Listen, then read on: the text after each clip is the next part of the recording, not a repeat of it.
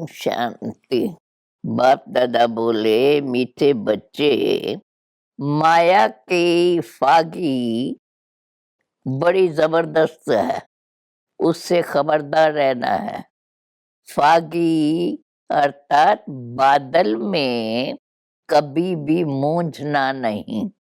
प्रश्न है, महावीर बच्चों ने कौन सा कर्तव्य किया है जिसका यादगार शास्त्रों में है?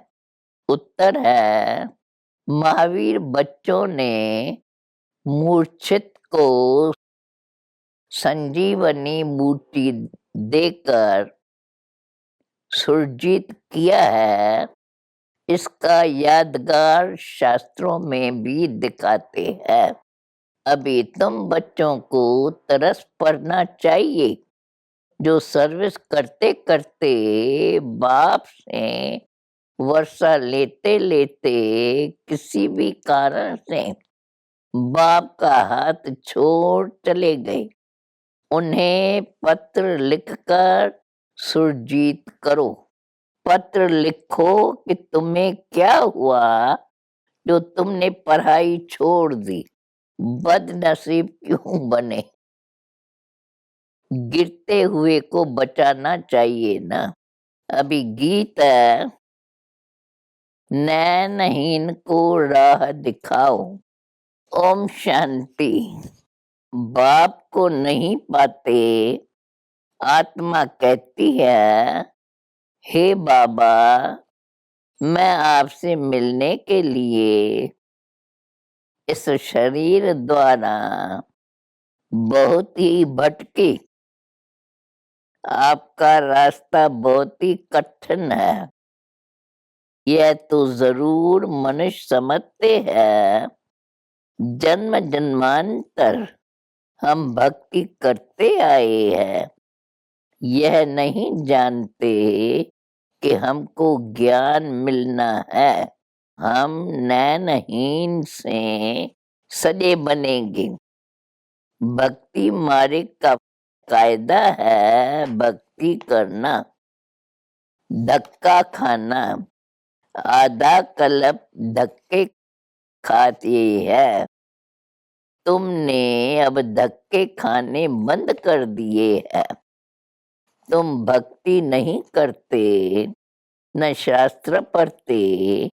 जब भगवान मिल गया फिर यह सब क्यों करें? भगवान आएगा तो जरूर सबको साथ ले जाएगा ना।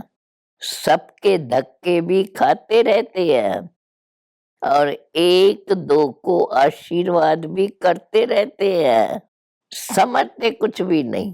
पोप साधु संत जो आते हैं उनके लिए समझते हैं यह गुरु लोग हमको रास्ता बताएंगे भगवान से मिलने का, परंतु वो गुरु लोग खुद भी रास्ता नहीं जानते, तो फिर दिखाएंगे कैसे? आशीर्वाद देते हैं तो भी सिर्फ इतना कह देते हैं, भगवानो वाच्य याद करो, राम राम कहो। जैसे रास्ते में कोई से पूछो फलाना स्थान कहाँ है, तो कहेंगे इस रास्ते से चले जाओ तो पहुंच जाएंगे। ऐसे नहीं कहेंगे साथ ले चलते हैं, तुमको रास्ता चाहिए वो बता देते हैं, परंतु साथ में कोई गाइड तो चाहिए ना। बिगर गाइड तो मूंझ पड़ेंगे। जैसे तुम भी एक दिन फागी के कारण जंगल में मूंझ पड़े थे। यह माया की फागी बड़ी जबरदस्त है। स्टीमर वालों को फागी कोई को रास्ते का पता नहीं पड़ता, तीर्थ आद करती रहती है। जन्म जन्मांतर भगवान से मिलने लिए भक्ति करते आए हैं। अनेक प्रकार के मत भी मिलती है। जैसा संग वैसा रंग, हर जन्म में गुरु भी करना पड़े। अब तुम बच्चों को सतगुरु मिला है, वह खुद कहती है मैं कल्प कल्प आकर तुम बच्चों को वापस घर ले जाता हूँ, फिर विष्णुपुरी में भेज देता हूँ। अब हम बाबा से वर्षा ले रहे हैं, मानो कोई गुरु व पंडित आदि आकर यह ज्ञान ले और दूसरों को कहे कि मन मना भव, शिव बाबा को याद करो। तो उनके शिष्य आदि पूछेंगे तुमने यह ज्ञान कहाँ से लिया? वह झट समझेंगे कि इसने दूसरा रास्ता ले लिया है, हम क्यों न बीके के पास जाएं। खुद गुरु लोग भी कहते हैं सब जिज्ञासु हमको छोड़ देंगे, हम फिर कहाँ से खाएंगे, सारा धंधा खत्म हो जाएगा, सारा मान खत्म हो जाएगा। यहाँ तो 7 रोज भट्टी में रख फिर सब कुछ कराना पड़ेगा। रोटी टुकड़ा पकाओ तो करो, जैसे सन्यासी लोग भी कराते हैं, तो दे अभिमान टूट जाए। दूसरी बात जो बाहर से आती है उनको पहले पहले बाप का परिचय देना है कि हम माता पिता से विश्व के मालिकपन का वर्षा ले रहे हैं। बाबा है विश्व का रचता, हमारी एम ऑब्जेक्ट है, हमको नरसिंह नारायण बनना है। तुमको भी दाखिल होना है तो 8 रोज आकर पढ़ना होगा। बड़ी भारी मेहनत है, इतना अभिमान कोई तोड़ न सके।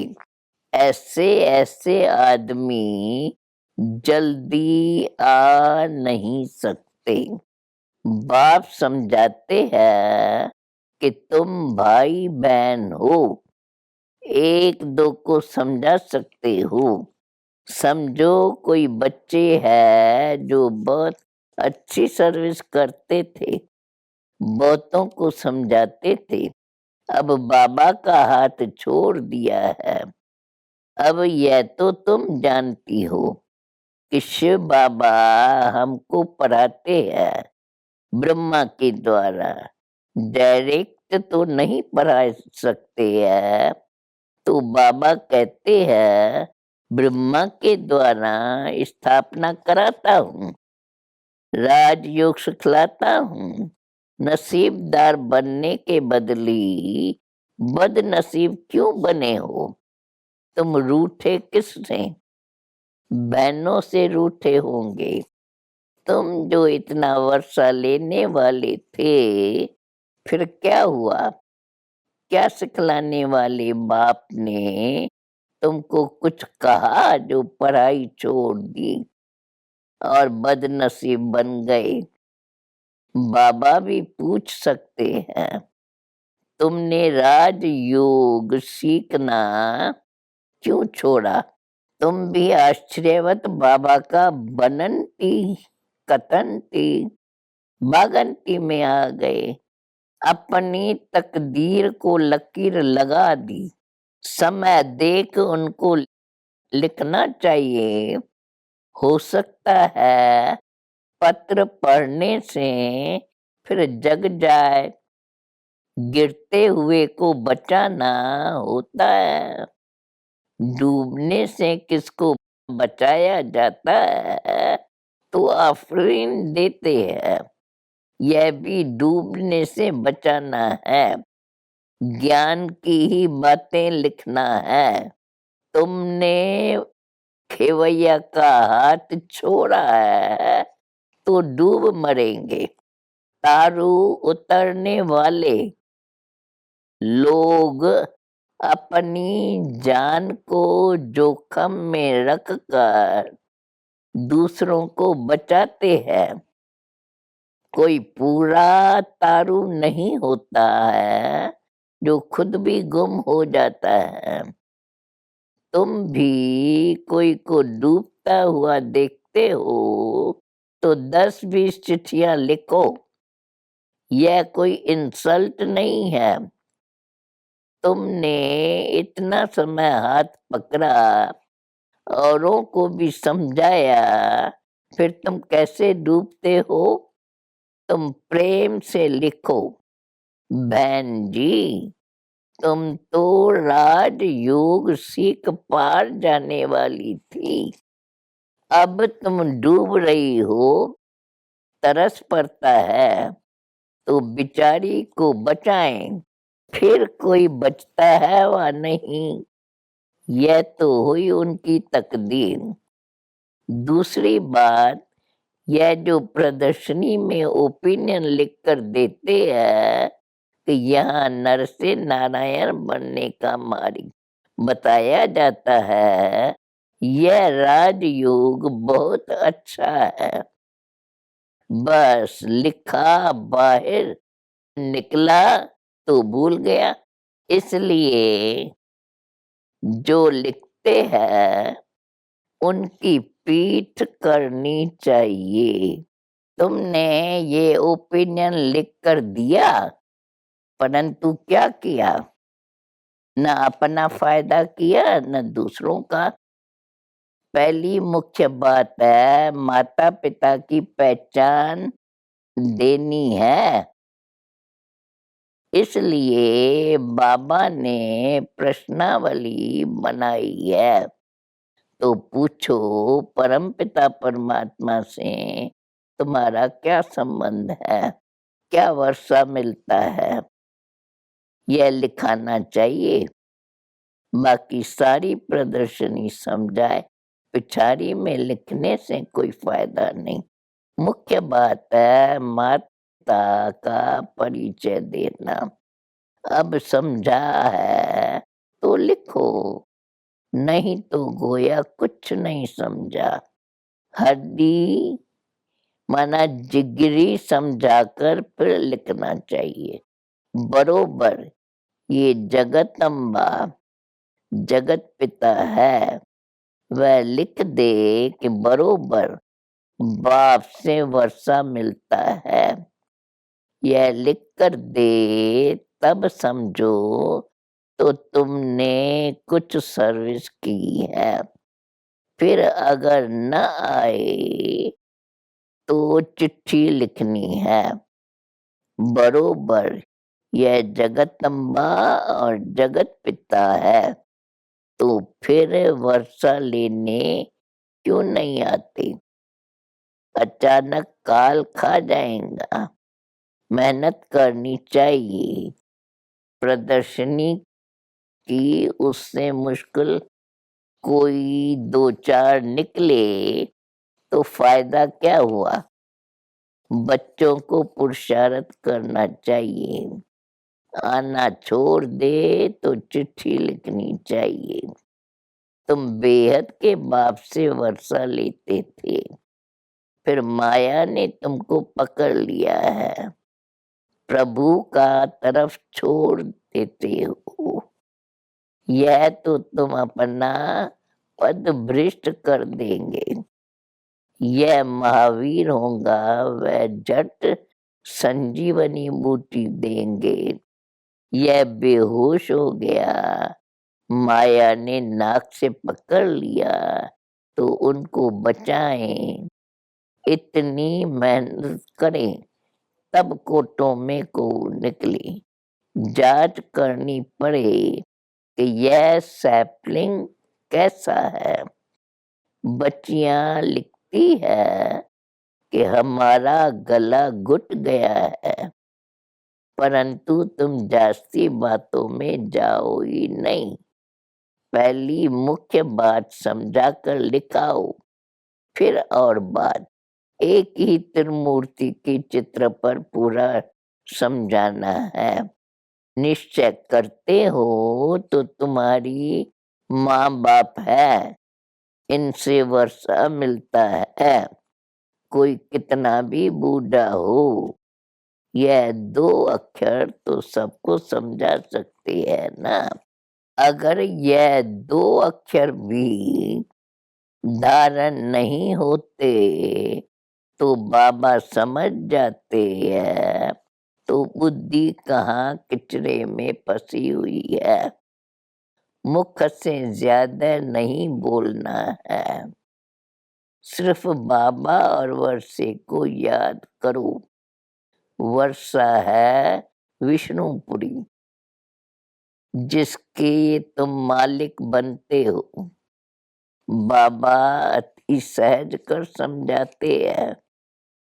अहल्याएँ कुब जाएँ कैसी भी हो, वर्षा पा सकती है।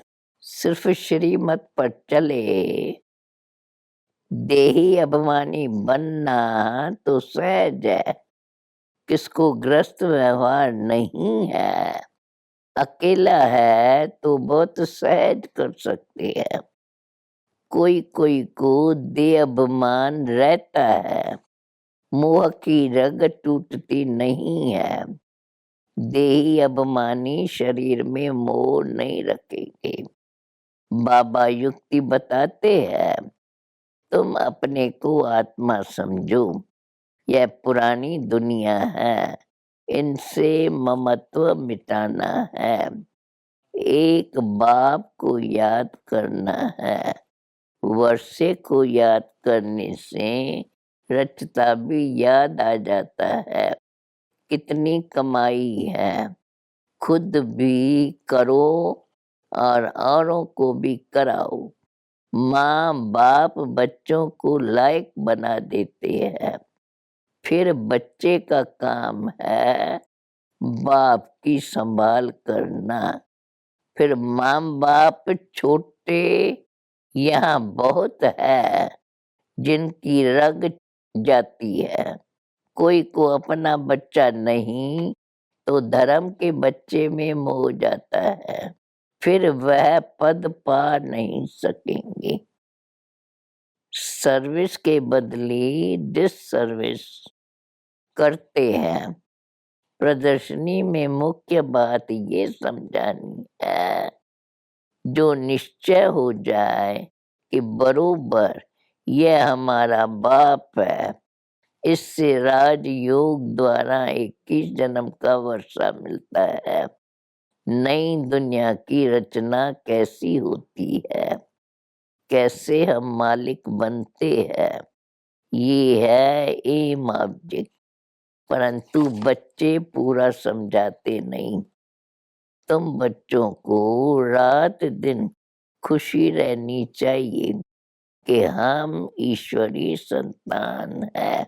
वहाँ विष्णु की दैवी संतान को इतनी खुशी नहीं होगी, जितनी अब तुम ईश्वरी संतान को है। अभी तुम ईश्वरी संतान बने हो, फिर तुम ही विष्णु की संतान बनेंगे। परंतु खुशी अभी है। देवताओं को ईश्वरीय संतान से ऊंचा नहीं कहेंगे, तो ईश्वरी संतान को कितनी खुशी होनी चाहिए। परंतु यहाँ से बाहर निकलते ही माया बिल्कुल ही भुला देती है। माया ऐसी है जो वहाँ का वहाँ ही थप्पड़ लगाकर भुला देती है। अच्छा, मीठे मीठे सिकिलदे बच्चों प्रेत मात पिता बाप दादा का याद प्यार और गुड मॉर्निंग रूहानी बाप की रूहानी बच्चों को नमस्ते। धारणा के लिए मुख्य सार मोह की सब रगे तोड़ इस पुरानी दुनिया और दुनिया से ममत्व निकाल सर्विस में लग जाना है। बाप और वर्षे को याद कर कमाई जमा करनी है। दूसरी पॉइंट, अच्छा तैरने वाला बन सबको पार लगाने की सेवा करनी है। श्रीमत पर चलना है, बुद्धि किचरे में नहीं लगानी है। वरदान, सर्व शक्तियों को अपने अधिकार में रख सहज सफलता प्राप्त करने वाले मास्टर सर्वशक्तिवान बाबा। जितना जितना मास्टर सर्वशक्तिवान की सीट पर सेट होंगे उतना यही सर्व शक्तियां ऑर्डर में रहेंगी। जैसे स्थूल कर्म इंद्रियां जिस समय जैसा ऑर्डर करती है वैसे ऑर्डर से चलती है, ऐसी सूक्ष्म शक्तियां भी ऑर्डर पर चलने वाली हो। जब यह सर्व शक्तियां अभी से ऑर्डर पर होंगी तब अंत में सफलता प्राप्त कर सकेंगी, क्योंकि जहाँ सर्व शक्तियां हैं वहाँ सफलता जन्म सिद्ध अधिकार है। स्लोगन, आकारी और निराकारी स्थिति में सहज स्थित होना है तो निरअहंकारी बनो। ये है अनमोल ज्ञान रतन। दादियों की पुरानी डायरी से वास्तव में याद का रूप क्या है? पिता सम दिव्य कर्तव्य में तत्पर रहना, परमात्मा की याद में रहते हैं। वह किस द्वारा दिखाई पड़ेगा? जैसे देखो बच्चा है, वह जब अपने पिता का फट स्टेप ले खुद भी कार्य करने में तत्पर रहता है, वही पिता की याद का रूप है। क्योंकि पिता अपने बच्चे को फरमान बरदार देख बहुत हर्षित होता है कि यह मेरा बच्चा बिल्कुल सुपात्र है, जो मेरे सिवाय मेरे घर की परवरिश करता है। वैसे भी जो दैवी वत्स अपने दैवी माता पिता स्वयं दिव्य कर्तव्य करने में तत्पर है, वही याद का ओरिजिनल रूप है। जिस स्वरूप में माता पिता स्थित रहते हैं उस ही स्वस्वरूप में बालक भी स्थित रहने से दोनों ही तार आकर कनेक्शन होती है और पिता पास शीघ्र ही जाती है। पिता भी कहता है कि ऐसे वत्स मेरे से मिले ही पड़े हैं, अर्थात वह साक्षात मेरा ही स्वरूप है।